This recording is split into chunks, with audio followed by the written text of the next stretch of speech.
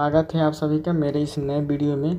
आज हम लोग पढ़ेंगे एनसीईआरटी क्लास 6 की ज्योग्राफी का दूसरा चैप्टर, जिसका नाम है ग्लोब, अक्षांश एवं देशांतर। तो इस वीडियो में हम लोग पढ़ेंगे ग्लोब किसे कहते हैं, अक्षांश और देशांतरीय रेखा किसे कहते हैं, विषुववृत्त किसे कहते हैं, उष्णकटिबंधीय, शीतोष्णकटिबंधीय, शीतकटिबंधीय क्षेत्र क्या होता है,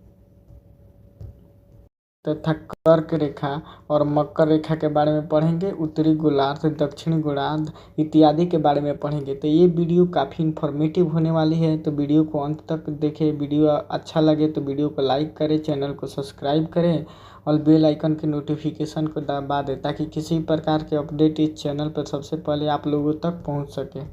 तो आइए बिना किसी विलंब किए वीडियो को शुरू करते हैं। ग्लोब, अक्षांश एवं देशांतर।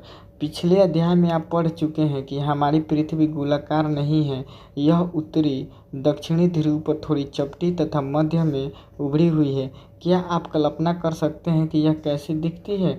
यानी कि देखिए, आप लोग पिछले कक्षा का वीडियो नहीं देखे हैं तो डिस्क्रिप्शन में दिया गया है लिंक, जाकर ज़रूर देखें, क्योंकि उसमें मैंने बताया है कि पृथ्वी जो हमारा है वह गोलाकार नहीं है। उसकी आकार, उसकी प्रकृति के बारे में मैंने बताया है। और तथा पृथ्वी जो है वह उत्तरी और दक्षिणी ध्रुव पर थोड़ी चपटी तथा बीच में उभरी हुई है। यानी कि आप लोग जो अंडा देखे होंगे, ठीक अंडा की शेप की ही पृथ्वी हमारी है। इस संबंध में जानकारी प्राप्त करने के लिए अपनी कक्षा में सावधानीपूर्वक ग्लोब को देखिए। ग्लोब पृथ्वी का लघु रूप का एक वास्तविक प्रतिरूप है। आप लोग इस पिक्चर में देख सकते हैं, ये पिक्चर जो है एक ग्लोब का है। ठीक है, ये जो सुई के सहारे इस ग्लोब को रखा गया है, इसको अक्ष बोलते हैं। ठीक है, और देखिए अब ग्लोब बनाया क्यों जाता है। ठीक है, तो ग्लोब जो है वह पृथ्वी के अध्ययन को आसान किया जा सके, इसीलिए ग्लोब बनाया जाता है। इस पे देशों, महाद्वीपों और महासागरों को उसके सही आकार में दर्शाया जा सकता है और उसके आसानी से समझा जा सकता है। ठीक, इसीलिए ग्लोब को बनाया जाता है। और ये जो सुई है, यानी कि ये दोनों अक्ष है। ठीक है, तो ये अक्ष जो क्या है, पृथ्वी को आप आसानी से पश्चिम से पूर्व की ओर घुमा सकते हैं, जो कि इंडिकेट करता है पृथ्वी के वास्तविक गति भी होता है। पृथ्वी जो है वह पश्चिम से पूर्व की ओर अपने अक्ष पर घूमती है, जिसके कारण जो सूर्य सुबह में उगता है हम लोग को पूर्व दिशा में उगते हुए दिखाई देता है, तथा पश्चिम दिशा में सूर्य का अस्त होते हुए दिखाई प्रतीत होता है। ग्लोब विभिन्न आकार एवं प्रकार के हो सकते हैं। बड़े ग्लोब जो आसानी से एक स्थान से दूसरे स्थान नहीं ले जाए जा सकते, पॉकेट में रखने योग्य छोटे ग्लोब, गुब्बारे जैसा ग्लोब जिसमें हवा भरी जा सकती है एवं आसानी से एक स्थान से दूसरे स्थान तक ले जाए जा सकते हैं। यानी कि देखिए, ग्लोब जो होता है वह कई प्रकार के हो सकते हैं।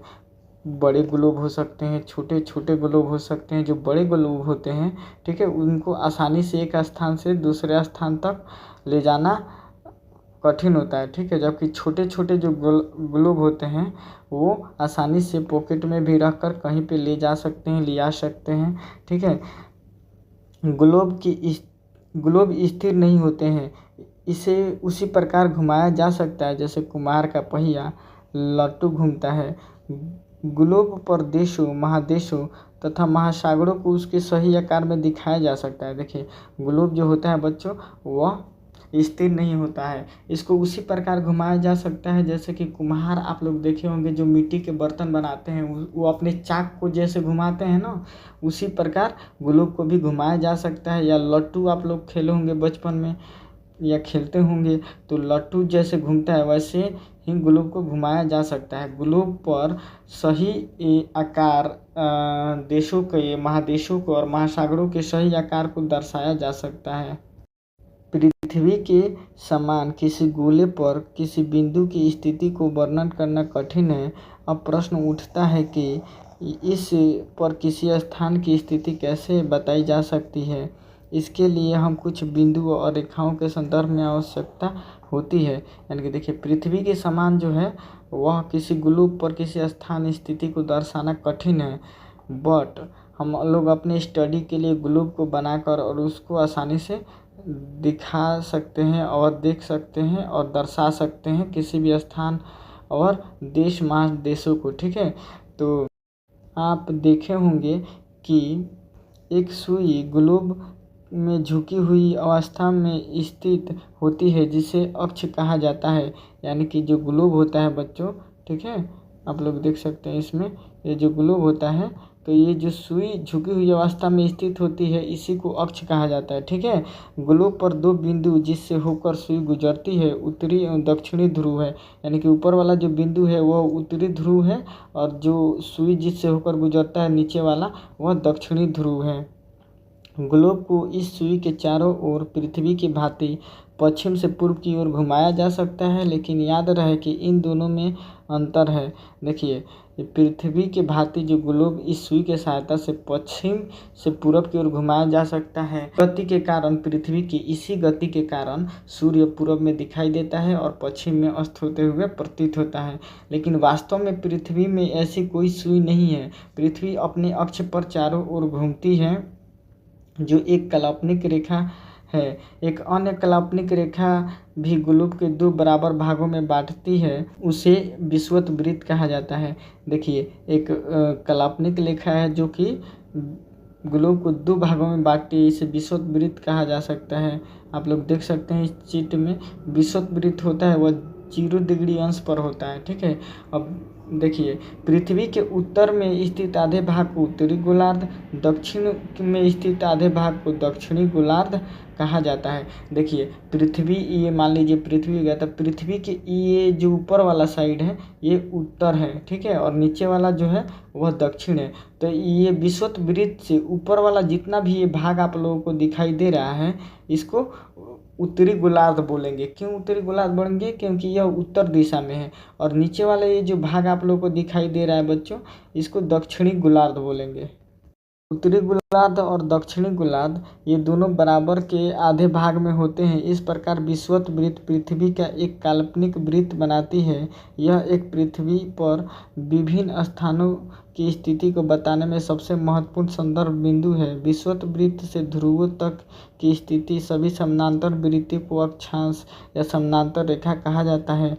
अक्षांशों को अंश में मापा जाता है। यानी कि बच्चों आप लोग देख सकते हैं ये जो विषुवत वृत्त है, ठीक है, ये हमारी पृथ्वी है, ये विषुवत वृत्त है, ठीक है। अब इसी के जैसा पृथ्वी पर बहुत सारे इसके समानांतर वृत्त बने होते हैं, यानी काल्पनिक रेखा मानव बना देता है, ठीक है। इन सब वृत्तों को क्या बोलते हैं? अक्षांश या समानांतर रेखा बोलते हैं, ठीक है। ये अंश में मापा जाता है। जैसे जैसे आप ध्रुवों की तरफ जाइएगा इसकी जो दूरी होती है वह कम होती जाती है। विषुवत वृत्त शून्य अंश अक्षांश को दर्शाती है। चूँकि विषुवत वृत्त से दोनों तरफ ध्रुवों के बीच की दूरी पृथ्वी के चारों ओर वृत्त की 1/4 है, अतः इसका माप होगा 360 का 1/4 यानी कि 90 अंश। इस प्रकार 90 अंश उत्तरी अक्षांश उत्तरी ध्रुव को दर्शाता है तथा 90 अंश दक्षिणी अक्षांश दक्षिणी ध्रुव को दर्शाता है। यानी कि बच्चों आप लोग देख सकते हैं ये मान लीजिए पृथ्वी हो गया, ठीक है, और ये जो विषुवत वृत्त है यह 0 डिग्री को दर्शाता है, ठीक है। और चूँकि पृथ्वी 360 डिग्री अंश पर घूमती है इसीलिए जो विषुवत वृत्त है वह इसके 1/4 भाग को दर्शाता है। और यहाँ से 90 डिग्री उत्तरी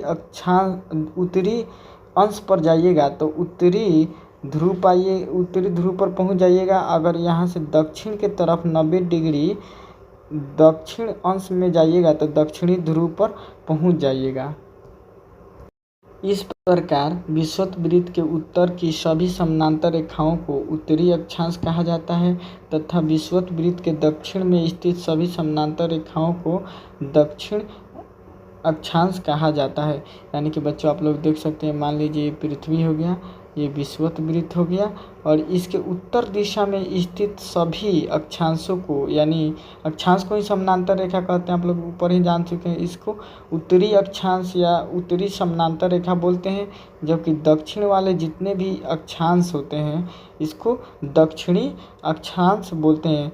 क्योंकि ये उत्तरी अक्षांश इसलिए बोलते हैं इनको बच्चों क्योंकि ये उत्तर दिशा में है। इनको दक्षिणी अक्षांश इसलिए बोलते हैं क्योंकि ये दक्षिण दिशा में स्थित हैं। इसीलिए प्रत्येक अक्षांश में मान के साथ उसकी दिशा यानी कि उत्तर या दक्षिण लिखा जाता है। सामान्यतः इसे उ या द अक्षर से व्यक्त किया जाता है। उदाहरण के लिए महाराष्ट्र के चंद्रपुर एवं ब्राज़ील के दक्षिण अमेरिका में बेलो होरिजेटो दोनों एक ही अक्षांश 20 अंश पर स्थित है, लेकिन चंद्रपुर विषुववृत्त के 20 अंश उत्तर में है। बेलो होरिजेटो विषुववृत्त के 20 अंश दक्षिण में स्थित है। यानी कि देखिए जो अक्षांश है, ठीक है, दिशा लिखने से क्या हो जा रहा है कि क्लियरिफाई हो जा रहा है। जैसे कि मान लीजिए कि महाराष्ट्र का चंद्रपुर है और ब्राज़ील का बेलो होरिजेटो है, वह एक ही अक्षांश 20 डिग्री पर है, लेकिन जो चंद्रपुर है वह उत्तर दिशा में है। ये देखिए ये विषुववृत्त 20 डिग्री मान लीजिए ये अक्षांश हो गया, तो इस पर चंद्रपुर है। अब मान लीजिए दक्षिण में 20 डिग्री ये हो गया, ठीक है, तो ये हो गया बेलो होरिजेटो जो कि ब्राज़ील का एक शहर है, और ये चंद्रपुर भी महाराष्ट्र का एक गांव है, ठीक है। तो ये दोनों 20 डिग्री अक्षांश पर हैं, ठीक है, बट इनकी दिशा लिख देने से इनकी एग्जैक्ट लोकेशन जो है वह क्लियर हो जा रही है कि ये उत्तरी गोलार्ध में है और ये दक्षिणी गोलार्ध में है। इसीलिए हम कहते हैं चंद्रपुर 20 डिग्री उत्तर अक्षांश पर और बेलो होरिजेटो 20 डिग्री अक्षांश पर दक्षिणी अक्षांश पर स्थित है। देखिए जैसे जैसे हम विषुववृत्त से दूर जाते हैं अक्षांशों का आकार घटता जाता है। यानी कि देखिए जैसे जैसे ये हो गया हमारा अर्थ, ये हो गया विषुववृत्त, ठीक है। अब विषुववृत्त से जैसे जैसे दूर जाइएगा ना, वैसे वैसे अक्षांशों की जो आकार होता है वह घटते जाता है। यानी ध्रुवों की तरफ जाने पर अक्षांशों का आकार घटता जाता है। महत्वपूर्ण अक्षांश या समानांतर रेखाएं देखिए विषुववृत्त जो 0 डिग्री पर है, उत्तरी ध्रुव वृत्त 90 डिग्री उत्तर, यानी कि विषुववृत्त से 90 डिग्री उत्तर जाइएगा तो यह उत्तरी ध्रुव मिलेगा, तथा दक्षिणी ध्रुव 90 डिग्री दक्षिण में है। इसके अतिरिक्त 4 अन्य महत्वपूर्ण अक्षांशीय रेखाएं हैं। 1 नंबर उत्तरी गोलार्ध के कर्क रेखा 23.5 डिग्री उत्तर। दूसरा नंबर दक्षिणी गोलार्ध के मकर रेखा 23.5 डिग्री दक्षिण। तीसरा विषुववृत्त के 66.5 डिग्री उत्तर में उत्तरी ध्रुव वृत्त। चौथा विषुववृत्त रेखा के 66.5 डिग्री दक्षिण में दक्षिणी ध्रुव वृत्त। तो देखिए ये जो फिगर दिया गया इसमें हम लोग महत्वपूर्ण अक्षांशों को समझ सकते हैं, जो कि जैसे कि आप लोग पहला में दिया था विषुववृत्त 0 डिग्री आप लोग देख सकते हैं। उसके बाद कर्क रेखा 23.5 डिग्री, ठीक है, और दक्षिणी गोलार्ध में मकर रेखा 23.5 डिग्री दक्षिण, और उसके बाद दक्षिणी ध्रुव वृत्त 66.5 डिग्री आप लोग देख सकते हैं यहाँ पे। और उत्तरी गोलार्ध में जाइएगा तो उत्तरी ध्रुव वृत्त 66.5 डिग्री उत्तर में है। तो ये कुछ महत्वपूर्ण अक्षांश हैं। पृथ्वी के ताप कटिबंध कर्क रेखा एवं मकर रेखा के बीच सभी अक्षांशों पर सूर्य वर्ष में एक बार दोपहर में सिर के ऊपर होता है, इसीलिए इस क्षेत्र में सबसे अधिक ऊष्मा प्राप्त होती है तथा इसे उष्णकटिबंधीय कहा जाता है। इस ग्राफ में आप लोग देख सकते हैं कि कर्क रेखा और मकर रेखा, ठीक है, 23.5 डिग्री उत्तर कर्क रेखा और 23.5 डिग्री दक्षिण मकर रेखा। ये बीच वाला जो क्षेत्र है इसमें सूर्य साल में दोपहर में एक बार ठीक सर के ऊपर होता है। ये जो क्षेत्र है सबसे अधिक इसी के कारण ऊष्मा प्राप्त करता है। इसी क्षेत्र पर जितने भी अक्षांश पर जितने भी स्थान हैं वे सबसे ज़्यादा ऊष्मा प्राप्त करते हैं और यहाँ पे सबसे भीषण गर्मी पड़ती है। इसी के कारण इस क्षेत्र को उष्णकटिबंधीय क्षेत्र कहा जाता है। कर्क रेखा तथा मकर रेखा के बाद किसी अक्षांश पर दोपहर का सूर्य कभी भी सिर के ऊपर नहीं होता है। ध्रुव की तरफ सूर्य की किरण तिरछी होती जाती है। इस प्रकार उत्तरी गोलार्ध में कर्क रेखा एवं उत्तरी ध्रुव वृत्त तथा दक्षिणी गोलार्ध में मकर रेखा एवं दक्षिणी ध्रुव वृत्त के बीच वाले क्षेत्र का तापमान मध्यम रहता है, इसीलिए इसे शीतोष्ण कटिबंधीय क्षेत्र कहा जाता है। बच्चों देखिए आप लोग देख सकते हैं इस ग्राफ में, ठीक है, चार्ट में जो कर्क रेखा है और उत्तरी ध्रुव वृत्त है उत्तरी गोलार्ध में, ये मकर रेखा है और दक्षिणी ध्रुव वृत्त है दक्षिणी गोलार्ध में। तो ये बीच वाला जो क्षेत्र है ये मध्यम सूर्य से ऊष्मा प्राप्त करता है। इसी के कारण ये उत्तरी गोलार्ध में कर्क रेखा और उत्तरी ध्रुव वृत्त के बीच वाले क्षेत्र को और दक्षिणी गोलार्ध में मकर रेखा और दक्षिणी ध्रुव वृत्त वाले क्षेत्र को शीतोष्ण कटिबंधीय क्षेत्र बोलेंगे, क्योंकि यह मध्यम ऊष्मा प्राप्त करता है दक्षिणी गोलार्ध में, और ये कर्क रेखा और उत्तरी ध्रुव वृत्त वाले जो क्षेत्र है ये भी मध्यम ऊष्मा प्राप्त करता है। तो उत्तरी गोलार्ध में ये वाले क्षेत्र शीतोष्ण कटिबंधीय क्षेत्र कहलाएगा, और दक्षिणी गोलार्ध में ये वाला जो क्षेत्र है ये शीतोष्ण उष्ण कटिबंधीय क्षेत्र कहलाता है। ये जो क्षेत्र है उत्तर दिशा में है, इसीलिए उत्तरी शीतोष्ण कटिबंधीय कहते हैं, और ये जो शीतोष्ण कटिबंधीय क्षेत्र है दक्षिण दिशा में है, चूँकि इसीलिए इसको दक्षिणी शीतोष्ण कटिबंधीय क्षेत्र बोलते हैं। उत्तरी गोलार्ध में उत्तरी ध्रुव वृत्त एवं उत्तरी ध्रुव तथा दक्षिणी गोलार्ध में दक्षिणी ध्रुव वृत्त एवं दक्षिणी ध्रुव के बीच के क्षेत्र में ठंडा बहुत होती है, क्योंकि यहाँ सूर्य क्षितिज से ज़्यादा ऊपर नहीं आता, इसीलिए ये शीतकटिबंधीय कहलाते हैं। इस फिगर में आप लोग देख सकते हैं कि उत्तरी ध्रुव वृत्त से लेकर और उत्तरी ध्रुव तक और दक्षिणी ध्रुव वृत्त से लेकर दक्षिणी ध्रुव तक जो भी क्षेत्र है इसको शीतकटिबंधीय क्षेत्र बोलेंगे, क्योंकि यहाँ पे सूर्य की जो प्रकाश है वह क्षितिज से ठीक ऊपर नहीं आता है, क्षितिज तक ही पहुँच पाती है। इसी कारण ये वाला जो क्षेत्र है उत्तर में यह सालों भर बर्फ़ से ढका रहता है और भीषण ठंडी पड़ती है, और ये वाला जो क्षेत्र है दक्षिण में ये भी सालों भर बर्फ़ से ढकी रहती है। तो चूँकि यह उत्तर दिशा में है इसीलिए इसे उत्तर शीतकटिबंधीय क्षेत्र बोलेंगे, और चूँकि यह दक्षिण दिशा में है इसीलिए इसको दक्षिण शीतकटिबंधीय क्षेत्र बोलते हैं। देशांतर क्या है?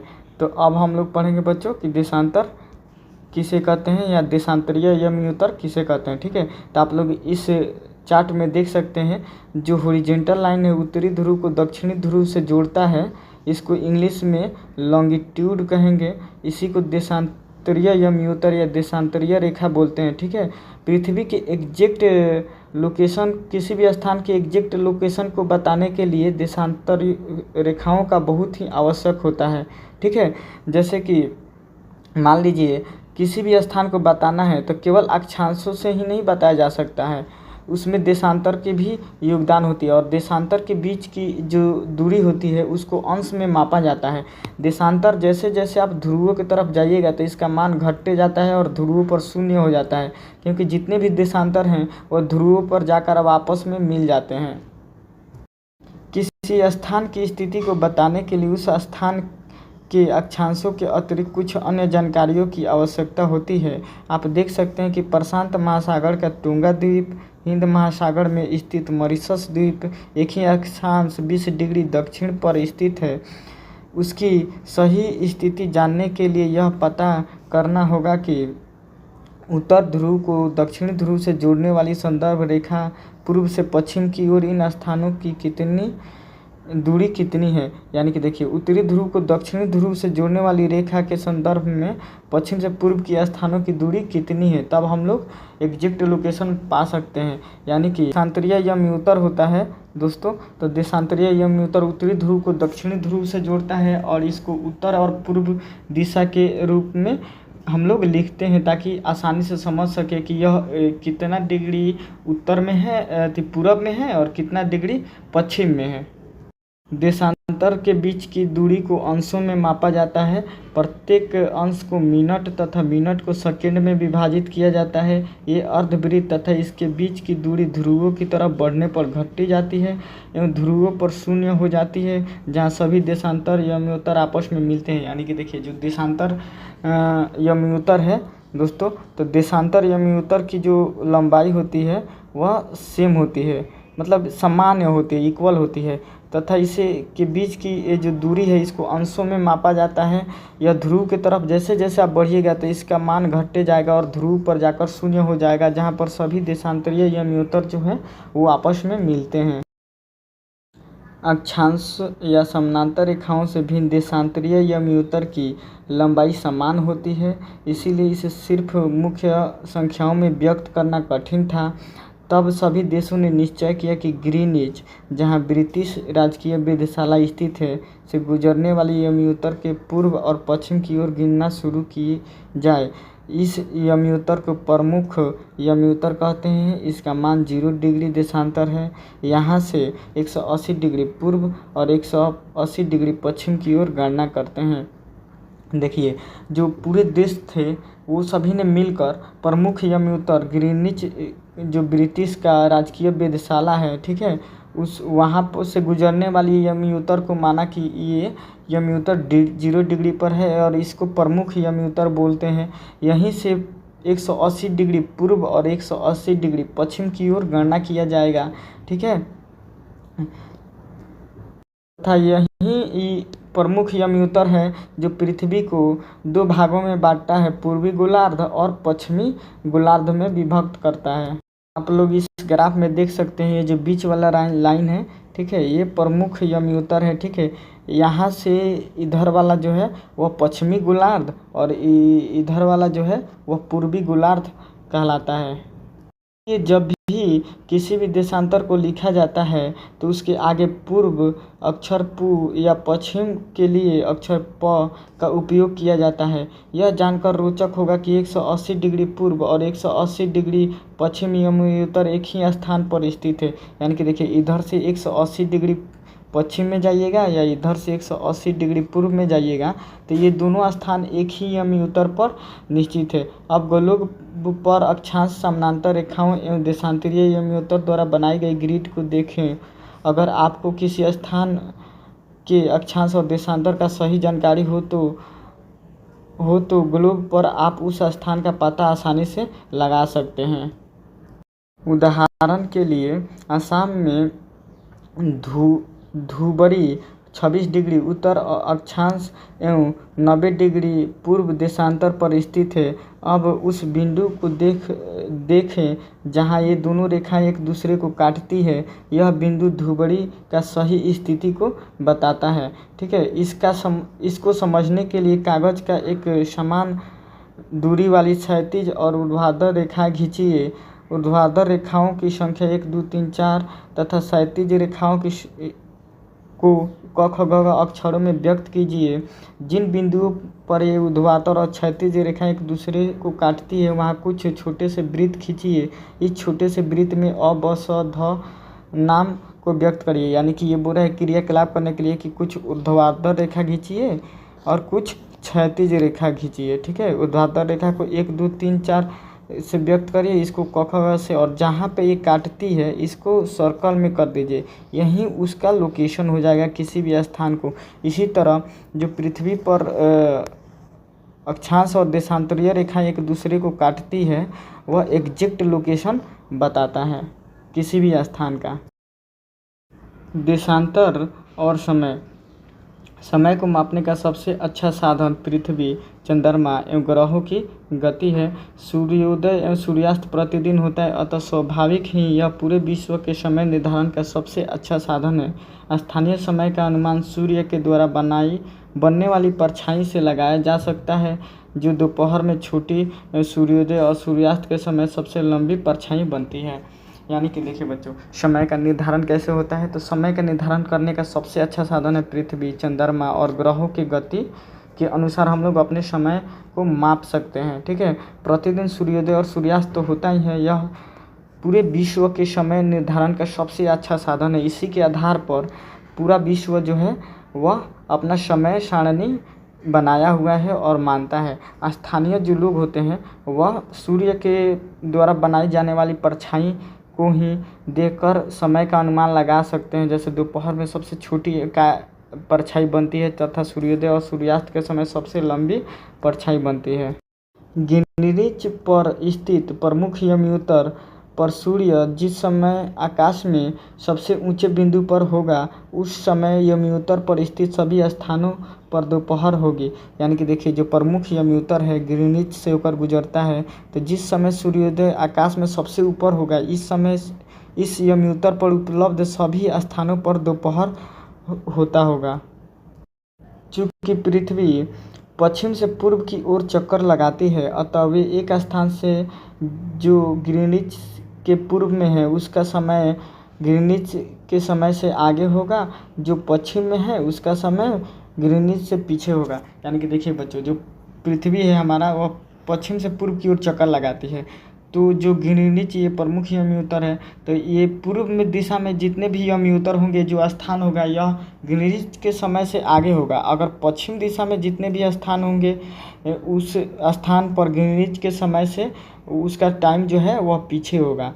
समय के अंतर की दर की गणना निम्नलिखित विधि द्वारा की जा सकती है। पृथ्वी लगभग 24 घंटे में अपने अक्ष पर 360 डिग्री घूमती है, अर्थात 1 घंटे में 15 डिग्री और 4 मिनट में 1 डिग्री। इस प्रकार जब ग्रीनिच पर दोपहर के 12 बजते हैं तब ग्रीनिच से 15 डिग्री पूर्व का समय होगा, यानी 15 गुने 4 = 60 मिनट, अर्थात ग्रीनिच के समय से 1 घंटा आगे, अर्थात वह दोपहर के 1 बजा होगा, लेकिन ग्रीनिच से 15 डिग्री पश्चिम का समय ग्रीनिच से 1 घंटा पीछे होगा।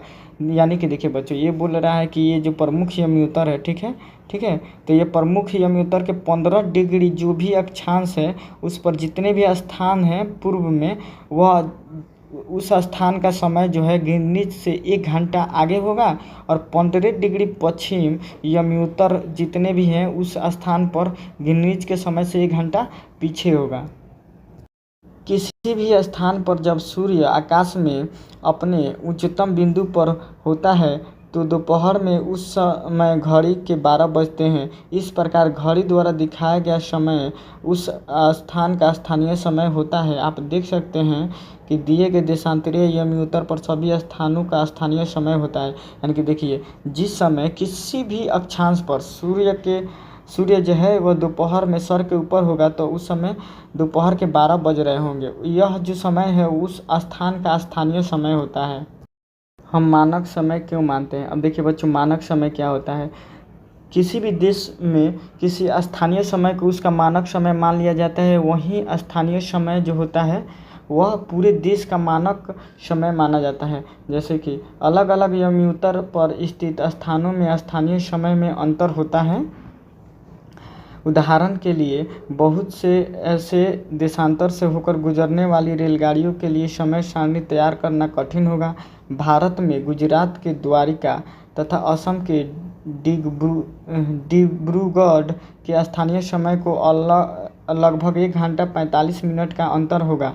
इसलिए आवश्यक है कि देश के मध्य भाग से होकर गुजरने वाली किसी यमयुतर के स्थानीय समय को देश का मानक समय माना जाए। इस यमयुतर रेखा के स्थानीय समय को पूरे देश का मानक समय माना जाता है। भारत में 82.5 डिग्री पूर्व यानी 82 डिग्री 30 मिनट पूर्व को मानक यमयुतर माना गया है। आप लोग इस पिक्चर में देख सकते हैं, भारत के मानक यमयुतर जो है 82.5 डिग्री पूर्व माना गया है। इस प्रकार यमयुतर के स्थानीय को पूरे देश का मानक यमयुतर मान लिया गया है। इसे भारत का मानक समय के नाम से भी जाना जाता है। यानी कि देखिए, भारत का जो मानक समय है वह 82.5 डिग्री पूर्व जो कि उत्तर प्रदेश से होकर गुजरता है, इसको माना गया है। इस स्थानीय समय को पूरे देश के मानक समय मान लिया गया है। इसी को भारत का मानक समय भी कहा जाता है। अब देखिए, एक बच्चा है कबीर, ठीक है, जो कि भोपाल में रहता है। भोपाल के निकट एक छोटे से नगर में रहता है। वह अपने मित्र आलोक से कहता है कि वे लोग आज रात्रि में नहीं सो पाएंगे। भारत एवं इंग्लैंड के बीच एक क्रिकेट मैच लंदन में दोपहर को 2 बजे अपराह्न में शुरू होगा, अर्थात भारत के समय अनुसार 7:30 बजे होगा। देर रात्रि में समाप्त होगा। क्या आप जान सकते हैं कि भारत एवं इंग्लैंड के बीच का क्या अंतर है? देखिए, एक लड़का है कबीर, ठीक है, वह भोपाल में रहता है। वह बोल रहा है अपने मित्र आलोक से, कह रहा है कि आज क्रिकेट का मैच है जो कि इंग्लैंड में दोपहर के 2 बजे से शुरू होगा, लेकिन भारतीय समय के अनुसार वह शाम के 7:30 बजे से मैच शुरू होगा। इसी कारण वे लोग रात्रि को नहीं सो पाएंगे। भारत ग्रीनिच के पूर्व 82.5 डिग्री पूर्व में स्थित है। यहाँ का समय ग्रीनिच के समय से 5 घंटा 30 मिनट आगे है। इसलिए जब लंदन में दोपहर के 2 बजे होंगे तब भारत में शाम के 7:30 बजे होंगे। कुछ देशों का देशांतरीय विस्तार अधिक होता है, जिसके कारण वहाँ एक से अधिक मानक समय अपनाए गए हैं। उदाहरण के लिए रूस 11 मानक समयों को अपनाया गया है। पृथ्वी को एक एक घंटे वाले 24 समय क्षेत्रों में बांटा गया है। इस प्रकार प्रत्येक समय क्षेत्र में 15 देशांतर तक का क्षेत्र को घेरता है। यानी कि देखिए कुछ कुछ ऐसे देश हैं जिनका विस्तार बहुत बड़ा होता है, उनको एक मानक समय से काम नहीं चलता है, जैसे कि रूस। ठीक है, तो रूस जो है वो अपने सुविधा अनुसार 11 मानक समय को माना है।